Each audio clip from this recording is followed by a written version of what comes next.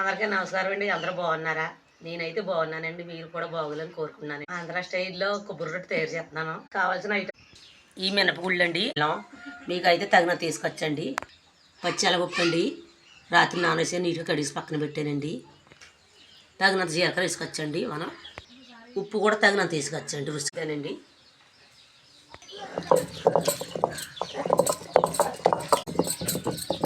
నలిపోయిందండి, తీసేద్దాం అండి. ఇప్పుడు ఉర్లోకి వేస్తున్నానండి. అలాగే శనగపప్పు కూడా వేస్తున్నానండి.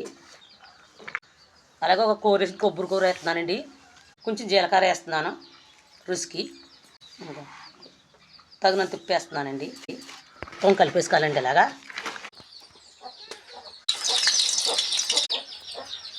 ఇలా మూత వేసుకొని ఒగ్గులు వేసుకోవాలి. రొట్టె చూసారా?